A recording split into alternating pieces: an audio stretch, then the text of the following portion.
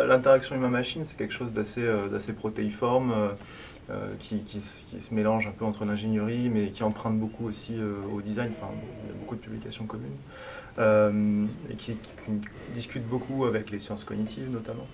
Et sur le projet Corps Infini, il y a cette question de comment est-ce qu'une découverte artistique, alors qu'est-ce qu'une découverte artistique, ça reste quand même toujours un peu flou pour moi, mais du coup, comment est-ce que ça peut influencer une, une production de connaissances scientifiques.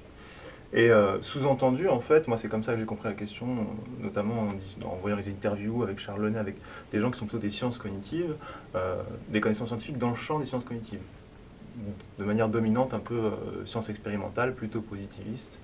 Du coup, semblant en opposé complet avec un procédé plutôt inductif, quelque chose qui part de la création, qui parle de l'expérience.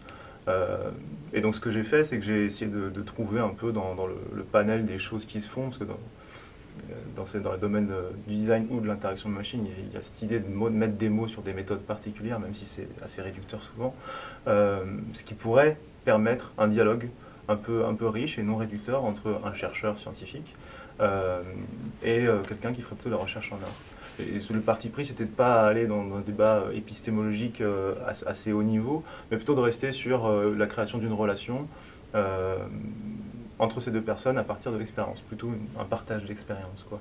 Et il m'a semblé qu'il y avait trois éléments intéressants à prendre dans certains courants de là où je travaille, qui est la question de la documentation, qui est souvent un peu mis de côté dans les projets que moi j'ai pu voir, aussi bien scientifiques qu'artistiques. Euh, Parce qu'elle permet d'abord d'avoir un matériau à transmettre à quelqu'un, mais aussi à augmenter ou à déclencher une réflexivité peut-être plus en mots ou en images euh, pendant le déroulé du projet. Donc il y a quelque chose, une espèce de rapport dialogique avec la documentation qui pendant, au cours du processus, permet de monter comme ça un peu en réflexivité, et en plus d'avoir un matériau qui fait sens pour chacun des membres du projet. Donc voilà, donc après je présentais comment, enfin deux, trois petits exemples de comment est-ce que ces gens, voilà. La deuxième chose, c'est ce qu'on appelle les sondes culturelles, mais de manière un peu moins jargonneuse, ça serait des espèces d'activités, on va dire, un peu loufoques, un peu décalées, un peu hors contexte, qui permettent de sortir des habitudes et d'initier une discussion qui soit féconde avec pas mal de réponses inattendues. Donc sur un objet comme le corps infini, il pourrait y avoir des activités autour de l'exercice du corps. Alors, je ne suis pas moi l'expert en danse, mais ça pourrait se faire comme ça.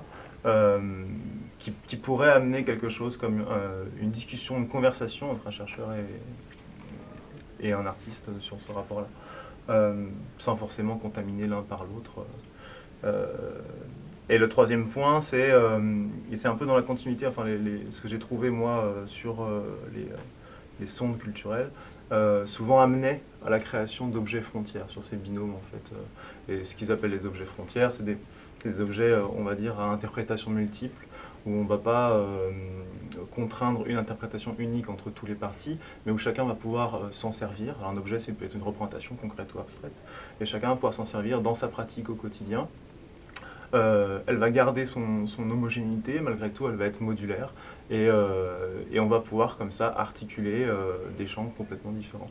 Donc ça peut aller de la carte à simplement un petit croquis, une petite forme, à un ensemble de mots ou de livres.